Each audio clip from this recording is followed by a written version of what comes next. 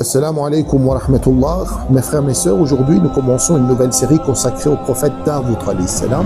Cette série comporte 4 parties. Dans cette première partie, nous allons découvrir comment Daoud alayhi salam s'est fait connaître parmi les enfants d'Israël. Première question, Bismillahirrahmanirrahim. Quel événement permit à Daoud alayhi salam de devenir connu parmi les enfants d'Israël? Il construit l'arche sous la révélation d'Allah.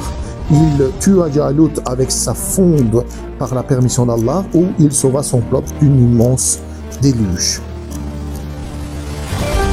La bonne réponse était il tua Jalut avec sa fronde par la permission d'Allah. Cette victoire marqua un tournant majeur dans la vie de Daoud alayhi salam. Question numéro 2. Avant de devenir roi et prophète, dans l'armée de quel dirigeant combattait Daoud alayhi salam? Est-ce que c'était Sulayman alayhi salam, Dhul-Qarnayn ou bien Talut? Attention de ne pas confondre avec des personnages d'autres récits. Fais ton choix. La bonne réponse était Talut. Daoud alayhi salam combattait dans l'armée de Talut lors de l'effondrement contre Jalut. Quel signe Allah donna-t-il pour confirmer la royauté de Talut aux enfants d'Israël? Le retour du Tabot, l'arche d'alliance portée par les anges, la mer qui s'ouvrit devant l'armée, le bâton qui se transforma en grand serpent. La bonne réponse était le retour de Tabot, l'arche d'alliance portée par les anges. Question numéro 4. Quelle épreuve Allah Jalla Jalaluhu faut-il subir à l'armée de Talut avant l'affrontement contre Jalut? 40 nuits de jeûne dans le désert, ou bien l'épreuve d'une rivière où seuls ceux qui buvaient dans le creux de la main obéirent, ou bien l'interdiction absolue de toucher au troupeau devant la marche? La bonne réponse était la B. Cinquième question. Après la victoire sur Jalut, quels bienfaits principaux Allah Jalla Jalaluhu accorda-t-il à Daoud alayhi salam?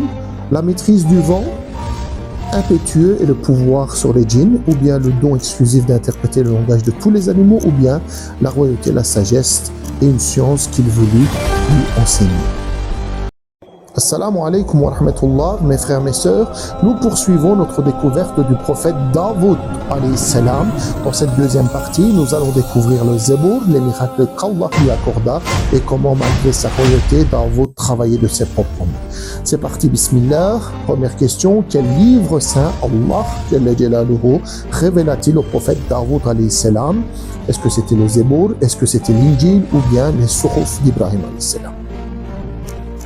Commençons donc par le livre qui a été révélé à Daoud alayhi salam. Il te reste quelques secondes, fais ton bon choix. C'était bien évidemment le Zebour. Passons maintenant à la question 2, Inch'Allah. Quel miracle physique unique Allah Jalla Jalaluhu accorda-t-il aux mains de Daoud alayhi salam? La capacité de faire jaillir l'eau entre ses doigts, ou bien le pouvoir d'amollir le fer sans feu ni outil, ou bien la guérison du lépreux par la permission d'Allah? La bonne réponse était le pouvoir d'amollir le fer sans feu ni outils. Passons maintenant à la question numéro 3.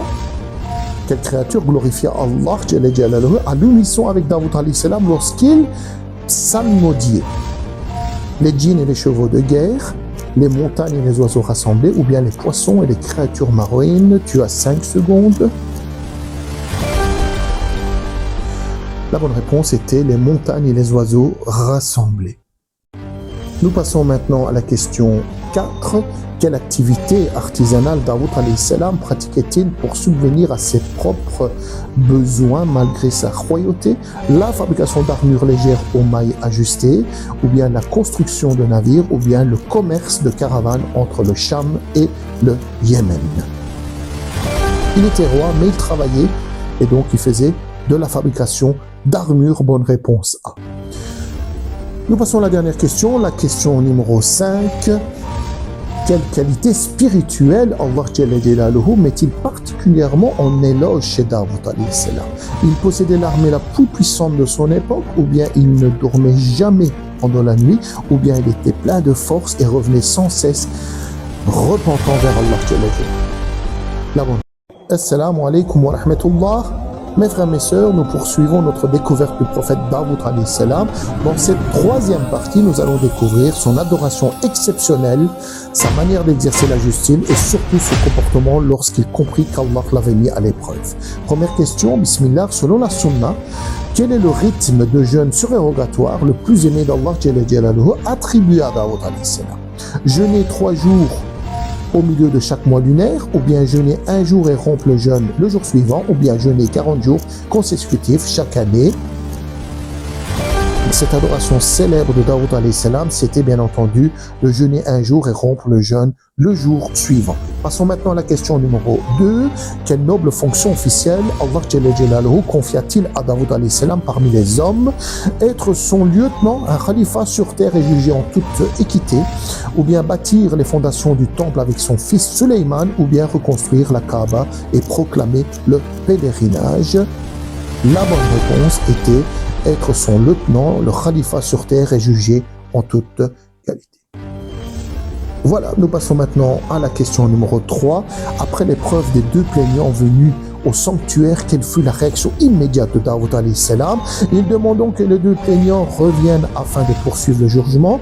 Il consulta les anciens des enfants d'Israël avant de rendre son verdict, ou bien compris la mise à l'épreuve, se prosterna, implorant le pardon d'Allah et se repentit. C'était bien évidemment la réponse C.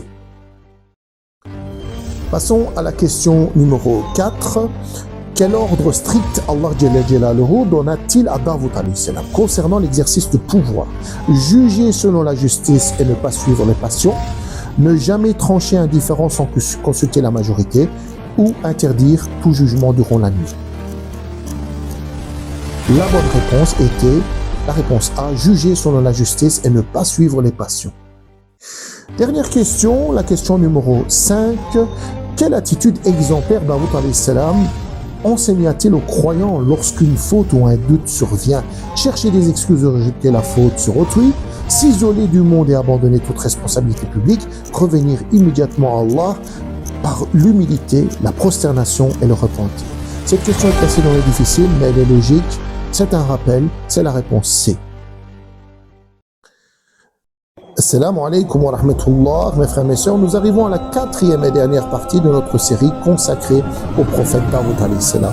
Dans cette dernière partie, nous allons découvrir son lien avec son fils Sulayman alayhi salam.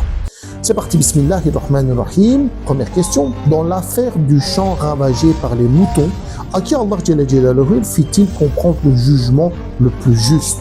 Est-ce Sulayman alayhi salam, Yahya alayhi salam ou bien Yusha ibn Nun?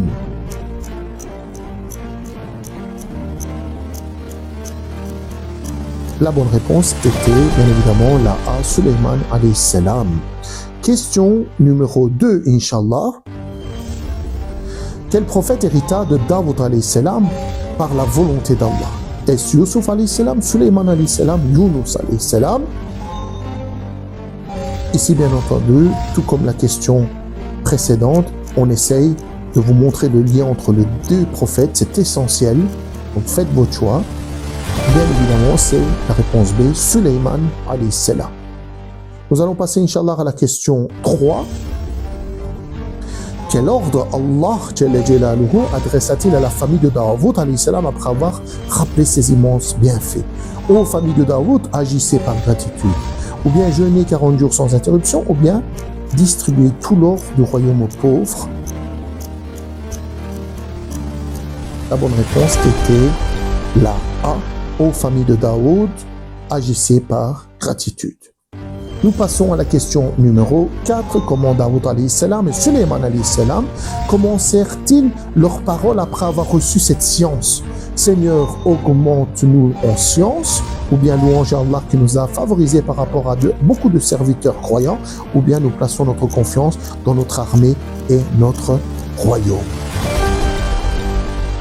La bonne réponse était la B, louange à Allah qui nous a favorisés par rapport à beaucoup de ses serviteurs croyants.